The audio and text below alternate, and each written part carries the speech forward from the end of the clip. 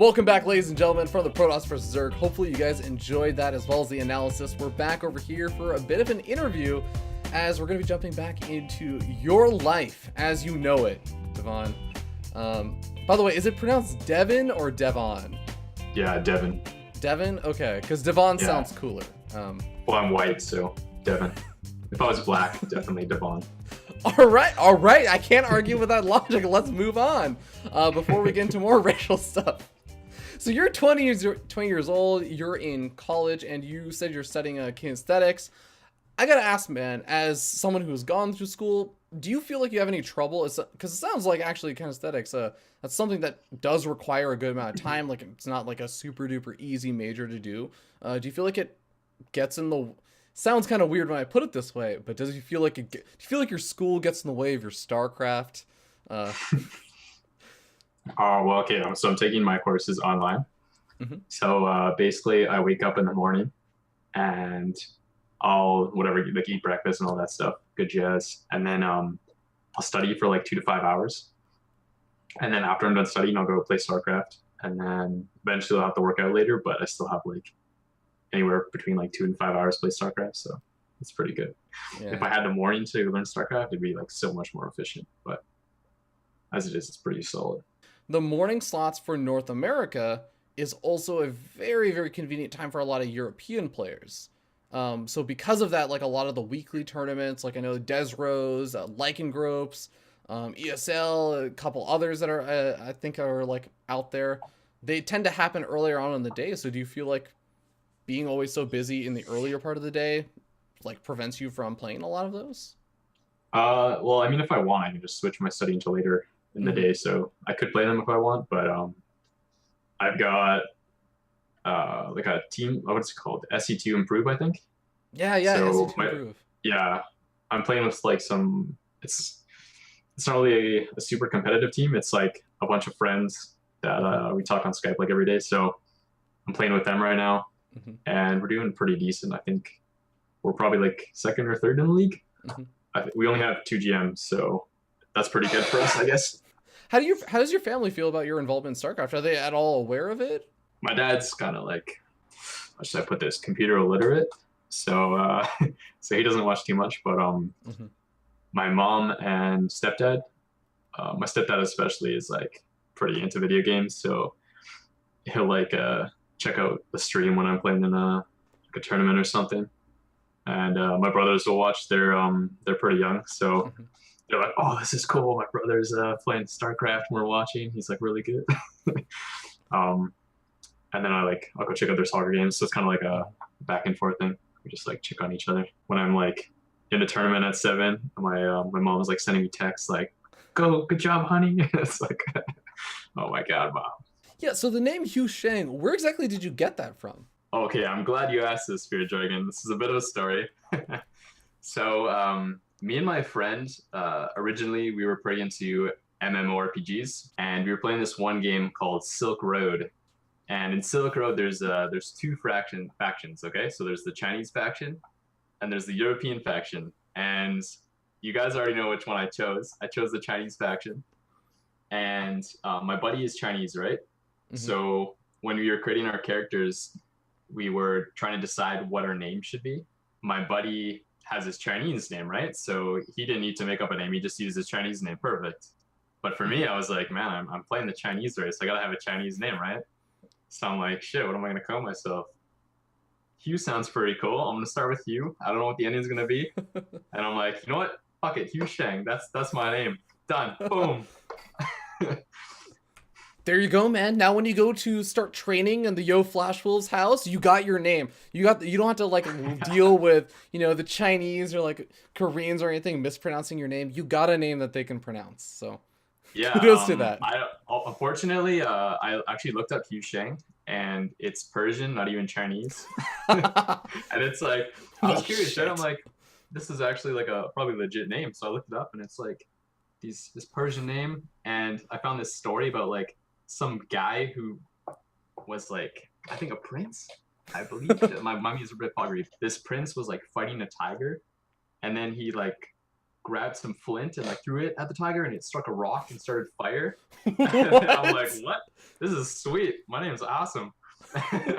And then this apparently, like according to them, this is the guy who like started fire and stuff. And I was like, damn. Is that Yeah. really the Chinese origin story for fire? It was. No, it wasn't Chinese though. It was like some Oh. Persian. Oh, sorry, I don't Persian. even That know was if the this was Persian. legit. That was the Persian Yeah, origin story well, for fire. I don't want to Someone say it's lit too a legit. It's tiger just something on I found fire. on the internet when I was researching my name, but I thought it was pretty funny. Oh my god, that is I don't know if amazing. it's like a legit story or anything, but yeah. That is amazing. Oh, your breaking out name is already decided, man. You're the fire starter. The fire starter. Oh my Fire god. starter. Well, Motherfucker. just don't get into any flame wars for a little bit, and I think you'll be okay. Oh shit! Yeah, that's true. You are a player that's very up and coming in the scene, and I kind of mentioned earlier on in the show that I hadn't really actually heard that much about you, and this is all going to be a big learning experience for me. So, how exactly did you get into StarCraft? Like, where did HuShang, where did Devins start in esports and StarCraft kind of happen? Okay, so I actually have a pretty sweet story about like how I didn't give a shit about StarCraft, and then I started playing like so much.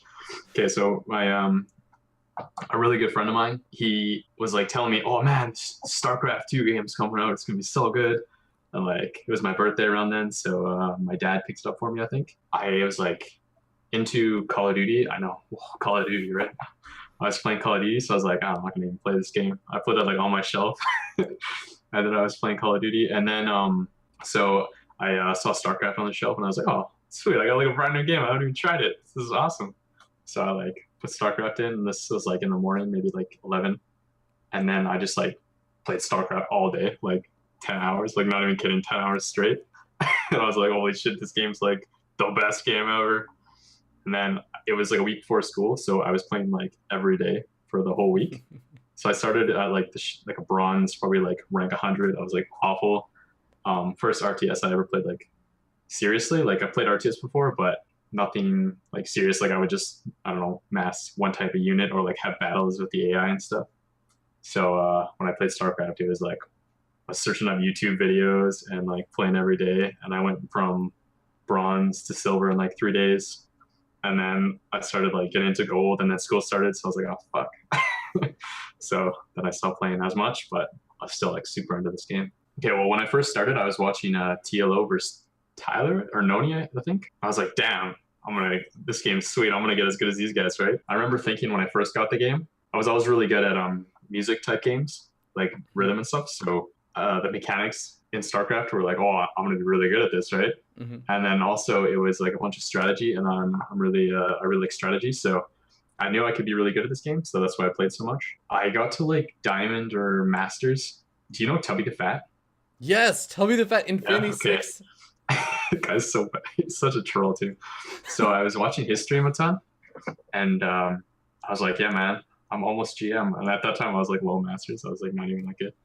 And I was like, yeah, man, I'm almost GM. He's like, no, man, you're not gonna get GM. It's never gonna happen. so I was like really eager to get GM, and it took me like a long time. It took me like 6 months, but eventually I got GM. So I was pretty pumped. I was like, yeah, man, showed you wrong. And then he switched to Dota too, so I like never even got to play him in GM. Shit. Oh yeah, he was a character. Yeah, man. All right, but let's talk a little bit about Protoss versus Terran for a second here, because you kind of mentioned how you feel about Protoss versus Zerg. PvZ, I think, actually, at least personally, when I think about PvZ, I would say that's the matchup that I think about the most. Protoss all-ins or like big aggressive pressure plays. PvT, you generally think of like a Protoss sitting back, waiting until they have Colossus and High Templars, unless you're talking about like proxy oracles or something. So like, how exactly would you categorize your PvT playstyle? My PvT is like pretty passive early game, usually, and then I like to get somewhat aggressive in the mid game, and then I can either play like super passive with like cannons everywhere on High Templar, or I can play War Prism, Zealots, Charge of Archon, that type of thing. But mostly I actually don't like this matchup because you kind of have to be passive to some extent. So I don't get to, like in the past, when there was Charge of Archon and High Templar, I would have like 2 War Prisms flying around on both sides, and they would have like DTs and like storm drops and zealots everywhere, and like so I was attacking like 4 or 5 places at once, and my entire opponents were like, "What the fuck is this?" so so that's like how I used to play it, but now I have to like sit back, so it's not as fun as it used to be for sure. So have you done a lot of experimentation, like maybe to try and get that playstyle working again, or not really, like just kind of not going to happen with the Widowmine changes that happened? Yeah, so you can safely open with it if you have like really specific solid builds, but you have to be almost perfect. And then on top of that, once you get your third base, if Terrans like bring in mines and stuff and they actually know how to defeat it, like they'll have like a good Widowmine spread, then you basically like can't engage them ever. If you're like way better than your opponent, you can make it work. But if they're like equal skill, it's like you have to do so many more things than they do.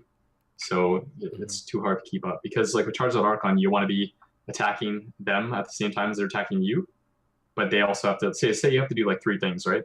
Yeah. Your opponent has to do 3 things, but on top of that, you have to like micro zealots against mines. So that's where like the problem comes in. So you end up doing 4 things, so they're 3. So it's just too much, unless you're significantly better. And if you had to categorize yourself as having 1 strength and 1 weakness in the matchup, what would those 2 be? I think my strength is my micro. I'm pretty good with like Stalker and High Templar control, and like alternating when the Terran like moves forward, I'll like Storm and stuff like that. And also with like Sentry, Stalker, Colossus all-ins, or even just like pressure, my micro is a lot better than I think most A players. So in the qualifier versus Elheim, he like killed 2 Colossus, and I had like 1 Colossus, and I was like, oh man, you fucking trashed me. But then I attacked anyways, and I like perfect micro the whole game, and then eventually he like over stimmed down the ramp, and I caught a lot of units. So like I thought I was so dead, but then my micro was really good, so I ended up winning that game anyways. And a weakness, I think my weakness in PvT is just like attacking when I don't need to. Like I'll take a huge engagement and I'll kill like the whole Terran army and have like a bunch of Colossus or Archons, but then I'll like keep attacking. And you can't really do that in PvT. You've got to like pull back and remax before you attack again, which I hate because it's like super passive, but I guess that's the way you have to play the matchup. So that's a weakness, always overextending. You really are like kind of the embodiment of wanting to try and be aggressive, sometimes to a fault then. Yeah, I think I'm like Stork. I don't know if you heard about Stork. He's like, yeah, man, I've been playing Protoss, and I just keep attacking and losing. He's like, I always attack in practice, and then I just lose. And that's basically what happens to me. If I play passive, I can like beat pretty much anyone on an A, like handily. It's pretty funny. But I'm like, oh, this is so boring. I'm just gonna go back into attacking everywhere. So, do you feel like? I mean, it sounds like you feel like that's a handicap that you're kind of putting on yourself. Then, do you think that you're better than the results that you're getting? Then, well, on an A, my count's like 40 right now, but I'm trying out new styles. So I think I'm higher. I think I'm like 20 or 16 or something like that. But yeah, like a lot of my games that I lose on ladder will be games that I try out a new style, and then it just like doesn't work, so I lose. But then I'll if I'm serious and I'm like practicing legitimate strategies that I know and like really know well, then I just like won't lose any games at all. I'll just be like 20-0 on my ladder. It's like, holy shit, dude. That's why I'll be in a qualifier or like in a clan war, and then I'll just like always win, even though my opponents are like way higher than me, or so it seems on ladder. Like back when I was 120 GM, I was like just trying new stuff. I was not playing serious at all on ladder, and I would get into a clan war versus like BioIce or someone, and it would be like, oh, this guy's rank 10 or something, and it's like, oh, no problem, it's PvZ. So then I play the clan war, and it'd be like a really good game, like 20 minutes long and like action everywhere. And my team's like, why are you just crushing this guy? You're like 120 GM. What's going on here? Yeah. Not that BioIce is bad. He's like a really good player. Wow. I'm really looking forward to this Protoss versus Terran, man, because it sounds like you basically have a switch. You just turn on and it's like, I feel like being good today. I feel like being like better than everybody else today. And you just turn it on and you start winning. I'm a little bit cocky, I'll admit. But Oh. as long as it's PvZ, like my PvP and PvP aren't where I want them to be yet, but PvZ definitely is like I can pretty much take anyone. Only Kane and Suppy I have problems with. All right. Well, we're going to find out more about your Protoss versus Terran by actually watching an example of one of those games. Don't go anywhere, ladies and gentlemen. We will be right back.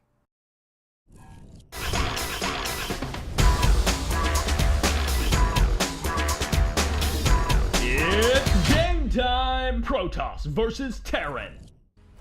Hello everyone, welcome to the Protoss vs. Terran. I'm back here with Jack Attack, and we're going to be jumping into this game as we introduce the players spawning down here in the bottom side. We have the red Protoss player, once again representing Deadly Gaming. It is HuShang. And in the top portion of our screen, we can find Boreal's Death Row, the blue Terran. Boreal, a clan that I see all the time. They're huge, yeah? Yeah, so Boreal Esports actually, you know what, Jack Attack, I'm not gonna lie. I'm an ignorant American. Canada's just this blob to me, and then I know that Quebec is somewhere in there with French Canadians. Frozen blob, yeah, it's like all ice and snow. Boreal Esports is somewhere in Canada. It's for some region of Canada. And they're actually, yeah, they have some pretty good players. EJK actually on Boreal Esports, player that we covered on Breaking Out last week.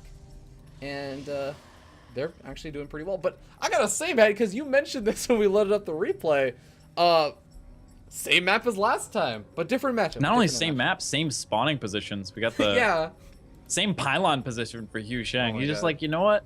I could kill two birds with one stone and just build all my buildings in this way to prevent Reapers and Zerglings. It'll be great. I'm so happy that you brought up the Reapers in the last game, because now we get to talk about how this building positioning is nice for the Reapers. Of course, oftentimes the Reapers like to go behind that mineral line, dart around, be annoying, but now they have to go through the mineral line, chance getting surrounded if they want to be super annoying. Of course, we probably will end up seeing that kind of Reaper. I want to say we might see the Reaper opening coming out from Death Row, but that Gas Geyser is a little bit on the later side. Yeah, it doesn't really look like yeah, I don't think so. Yeah, Reapers generally tend to be for the 12 gas, 13 gas. This was not one of those scenarios we do. Oh my god, look at it, the clutch plays. Blocking him. He'll never know that he got the gas. Unless he stays there and sees the Marine pop out, but he'll never know. That's actually a really, really annoying thing when you miss that scout. And yeah, he may actually end up knowing if he decides to like poke back up and just kind of get a glimpse up the ramp.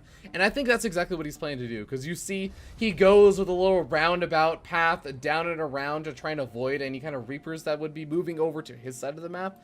And I think he's planning to kind of poke back in a little bit later. But yeah, this, with a faster reactor, it looks like he will at least know fairly soon that the gas was taken. Yeah, as soon as he scouts, it'll know. And really, I mean, most of these players at the higher level will know, not just when they scout something, when they don't scout something. So when the Reaper isn't showing up in his base, he's like, oh, okay, I know. He comes in, he sees the Marines, and he knows what's up. So expansion coming down for Death Row. And both these players playing in a very similar way in that they get their initial army structure out, a little bit of tech going on here, a little bit of gas coming out, and then the expansion. So relatively evenly timed expansions and economies for the time being. Yeah. Now this map, Vani Research Station, I mean, we saw it in the PvZ, but in a very, very different way. PvT really gets shaped by this map because, oh my god, I know a lot of Protoss players actually really struggle to deal with drops on this map. Any maps that you have this kind of in-base natural expansion that is super exposed to drops can be very, very frustrating to deal with, just because you end up having to cover so much ground for where the aggression come from. If it comes to your third, you are all the way on the left-hand side of the map. If it comes from at the natural expansion, you are all the way on the right-hand side of the map. Yeah, and even on top of that, you have this giant amount of airspace behind the base. And similar to Catalina, you have that same sort of issue where when there's a lot of airspace, the drop can just go out there and hang out. If you don't have air units, if you don't open Stargate, the dropship can just hang out there as long as it wants, wait steers distracted, and drop a couple Widow Mines in. Indeed. This is a really interesting push out. What is that? 6 Marines. I was like, all right, I'm going to send exactly 6 Marines out. And I think perfect it's a micro. bait. I think it's to punish like a Protoss player that ends up maybe skimping out on a couple of those gateway units and relies on the photon overcharge. But I think HuShang should be okay with this number of stalkers. Wow, the target fire, and he kills a stalker. Wow, that is a lot. No, he's not gonna actually. No, he's not. Oh my god, the closeness. Oh, my god, photon overcharge for one extra Death shot. Row still pulls out the photon overcharge. Wow. Wow. I think that was actually pretty successful for Death Row then. In stereo, the wow comes out. we're struggling speechless. There we go. Because struggling is absolutely a word. I will stand by that until the end of time. And yeah, so we have the gateways coming out, Robotech as well. So I'm a little all bit that worried. normal business. Yeah, Robotech is gonna obviously be nice, but losing not only the stalker and the photon, but also the photon overcharge, he's gonna be maybe skimping a little bit, as a lot of pros players will do in this kind of situation, against defenses versus Widow Mines. Because if you aren't immediately prepared for where the Widow Mines drop, it can be a little bit difficult to defend both your main and your natural for the drop. And we're going to end up seeing 2 Widow Mines being dropped over here. Only 3 stalkers around these Widow Mines. At least one of them is guaranteed to get a burrow inside of the mineral line. Yeah, it's definitely possible. Stalkers are a little bit out to the side. We're going to have to see the reaction here. Here come the Widow Mines. We have 1, 2, 3. Hopefully the targeting is good for the Widow Mines. And he gets 3. Not all that amazing, but still quite nice. In the meantime, Marines get dropped off in these sides. So sort of split his very few resources here. He's only got 5 army units to do things with. So he's going to come over here, clean this up, and hopefully get back by the time the Widow Mines are done their cooldown. But there's only 10 seconds left. These Widow Mines are getting another shot off. Hopefully he's been counting and paying attention. He really needs to pull back. Oh my god. The timing. The timing is so good. He actually oh my god. Yep. Even gets the gas I was going to say. Very nice. Gets the gas trick. Oh my god, right this Widow Mine. Oh, what a ballsy You can't Widow shoot Mine. at anything, Widow Mine. What are you doing? I know, he's just like You're running dead. headlong into the probes, not for realizing that the probes can still Look at attack him. they're all huddled in the corner. Oh my god. Oh man. Well, Photon Can finishes up, but there is actually still another drop coming in with 1 Widow Mine and 3 Marines. Oh, I like this. Death Row. Oh, he's trying to catch the probes and transfer. He did it completely out of vision. Oh, but it's just going to kill us 1 probe. Oh, man, that would have been really cool. He did it completely out of vision of the building nexus and the probe on the side of it. Close, It was so close. so stealthy. Well, HuShang gonna have, it looks like he's pretty aware about that, and the Observer also does spot the Widow Mine. He's gonna be able to clean that up. And honestly, he loses a couple of probes, but he does a pretty good job. Doesn't really take too much damage considering a fairly large number of Widow Mines actually end up losing their lives there. At least 3? Yeah, 3 Widow Mines, only a couple probe kills. Yeah, and the he did start, we didn't mention it earlier because there was action going on, but the double forge was down really early for HuShang. He had the call that he was going to the late game very early on before he threw down his Robo Baytech or his Twilight or these extra gates or anything. He was like, before the Widow Mines even came in, he's like, all right, we're going for late game here. I'm going to take a third. I'm going to get my upgrades. And he's in a nice position as far as upgrades go. He's going to have Blink and Thermal Lance and 1-1 by the time any sort of significant push comes out. Or will he? Because the push is coming out right the hell now. Well, I think he did see it with the Observer, so he should be getting ready. He should be preparing right now. And he doesn't have a whole lot. Force. This is gonna be a bit scary. The 4 new warp gates are coming in. He's gonna have to warp in really quickly. Every moment of delay, Death Row is getting close to that Thermal Lance, close to that 1-1, and close to that Blink. And he is doing some stalling in the middle. Oh, he's reconsidering. He's preparing a drop. So it's going to be a 2-pronged attack. Yeah. He's got 2 medevacs coming in the back. Oh, Observer look at that sees it. Observer position. Oh, that was really great. How is he going to split? He doesn't have any stalkers actually at his natural natural that's not expansion. enough. Oh, Natural expansion is going to be a big trouble in time. The front attack completely thwarted, but the attack in the back is really in. Oh my god! Yeah, pulls it off. Nice little Widow Mine hit there. Kills Azealot, and then gets out. Nice defense. That was pretty nuts because he only had 2 stalkers there initially, and he had such a tiny force out in the front, but he managed to pull it out with the warp in the natural and the defense of the third. Really nice force field.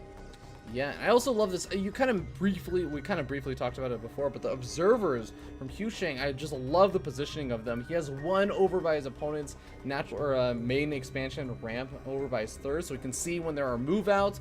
He has some observers positioned over by his third, so that he can see when his third is going to be attacked, as well as two by his natural, or where you would try and drop in from the natural. So he is just really, really well covered. It's that extra information that allows him the time that he needs to kind of move the units in place before the attack actually hits.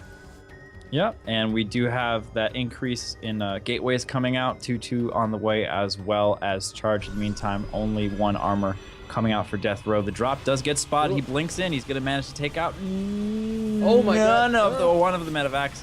And this building placement actually really hurting HuShang right now. A nice little position for Death Row. He's coming in. He's going to be able to deal with this. Most of the army has been brought back to deal with it, but in the meantime, is he going to be able to snipe the Nexus? It's going to be pretty close. The splash damage coming in, warp damage coming in as well. He pulls out, he gets the Nexus, and in the meantime, he's actually making a big attack towards the front. This is going to be a bit of an issue. This Colossus is going to get taken out. That is going to be pretty painful. No, it's not. Oh my God! Wow. The expansion getting focused right down. He stims, and the Colossus and Stalkers are coming in. Oh, he's going to back up, but he did kill off the natural expansion. I'm just wondering, did he lose too many units to do it?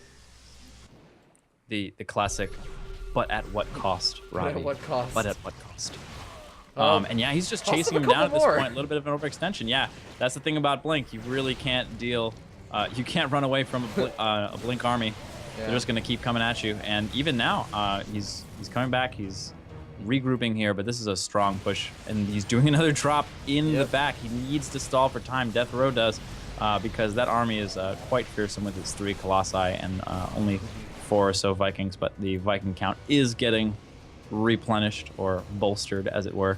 Lots of Vikings, up to 8 now. Yeah. Should be able to deal with these Colossus fairly easily. We do have the Templar tech coming out in response, getting some more of that splash damage that is not so vulnerable to the Vikings. I also want to note that, because we talked, it's one of those things that we briefly mentioned. HuShang was really on top of those Forge upgrades, and once again, he is super on top of the Forge upgrades. Chrono boosting out 3-3. Where exactly is his opponent sitting? 1-1, and plus 2. He's going to be 3 upgrades ahead of his opponent. For a short period of time, if he keeps chrono boosting, yeah. No, for a long time. For a while. Yeah. Like, he's going to be 3 upgrades ahead for the duration of the Terran's next upgrade. And we have a big engagement coming in here. This is a really splash weird damage angle. getting off from the... Oh my God. Wow, he's actually the pulling Vikings away. are totally Colossus exposed. Not getting their shot off, but they got exposed and they got knocked out. We have 1 or 2 reinforcements coming in from the side, see if they're going to get Colossus, but it's not really enough. And HuShang crushes this attack. Wow. That was a really weird and kind of interesting engagement around that... I guess that like a miniature lake where like the army tried to chase the Blink Stalkers, and the Blink Stalkers kind of played Ring Around the Rosie and then came back around and killed off all the Vikings. And after that, like, HuShang just crushed that army. And of course, I'm sure the upgrades obviously helping out a good bit, but this is where it's going to get scary for Death Row. And that looks like a transfer, but you never know. It is not a transfer. Right now I see on the right side, it is a pulling of the boys. He's going in, he's making his last just effort. Excellent force fields blocking off everything that needs to be blocked off. And this is absolutely a brutal attack coming out of HuShang, but he's pulling back. Look at this. Look at the patience. He's pulling back. He's regrouping. He's got his... He's all right, I'm going to build my proxy pylon over here. I've got overwhelming forces, and I'm in a great position, but I want to be careful and not make any mistake. When you're ahead, get more ahead. And what does he do? Takes another expansion. No need to overextend at all. Look at this. It's 172 supply to 127 supply. Not only are those 3 numbers the same, but HuShang's number is markedly bigger, now jumping up to 182. And so cautious. Such cautious play, HuShang here. I think especially one of the things I think he was waiting for is he looks like he wants to move back in, is that +3 weapons upgrade finally finishing up. So he's completed. Normally most pros would say they've completed their upgrades, but he knows he has Archons. He's going for the shield upgrades, which always makes my it tickles my fancy quite a bit when I end up seeing my fancy is quite tickled as well, Robbie. Quite tickled. But the 4th expansion gonna be the main point of contention over here. But I think Death Row, he knows he can't really chance a HuShang How would good just is go the to planetary third. fortress? We're about to find out. This gigantic army is coming in. The Colossus are Ooh. dealing out their damage. Only 3, 4, 5 Vikings. Really big arc here from Death Row, but it is not enough, and HuShang takes the game. Yeah, and once again, kind of a very patient play, and I've got to say, in comparison to the PVZ, because okay, I gotta be honest, guys, I'm a little bit perplexed right now. I mean, HuShang did kind of say that he was one of the more like aggressive all-in-ish players, but he's been showing some pretty awesome macro play, so I'm actually color me impressed. I've been really liking kind of his unit movement and all of that kind of stuff, as well as really, again, patience in PvT, which I think he's kind of mentioned in his interview. One of the big things that he feels has to be done in this matchup. All right, but with that being said, ladies and gentlemen, thank you guys so much for watching the PvT. We're going to be jumping back to the analysis segment with HuShang. Don't go anywhere. We will be right back.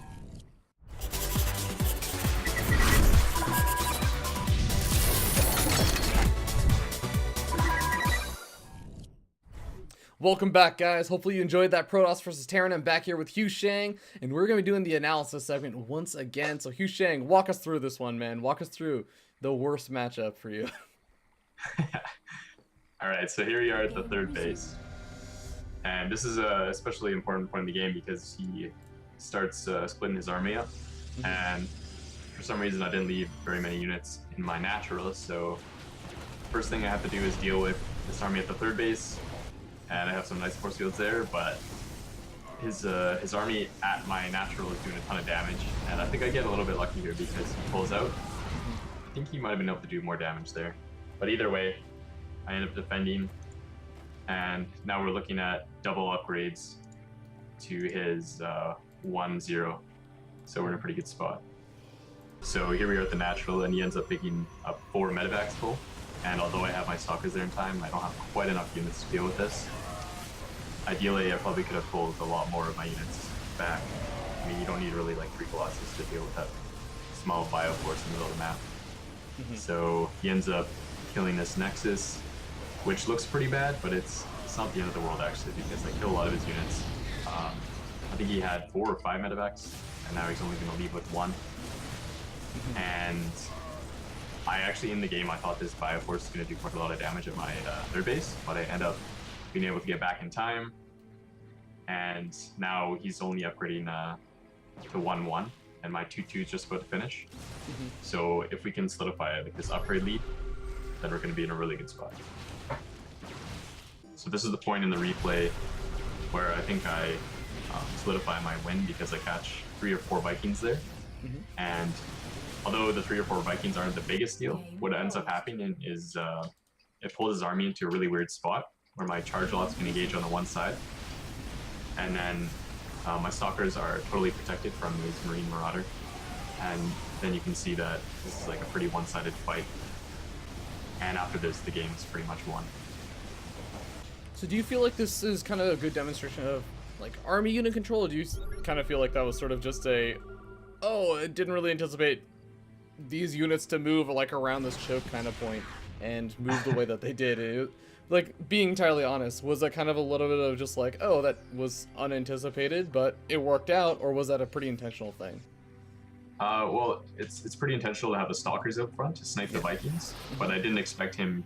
Well, actually, like, I knew my army was coming from behind, but I didn't know exactly where it was because obviously I was focusing on the stalkers. Yeah. So I wasn't sure if that was a good position or if it was a bad position, but it ended up being really good because my stalkers were able to move around. I don't know what you call that thing. Yeah, Giant protruding rock. I think this is the one game I beat Death Row out of like 6. So my PvT record's not that good. Even this game was like relatively lucky or not that good. So lately I've been focusing on my PvT, and we'll see how that plays out and breaking out. I'm looking forward to it, man. But guys, we're going to be going back to the interview segment. Don't go anywhere.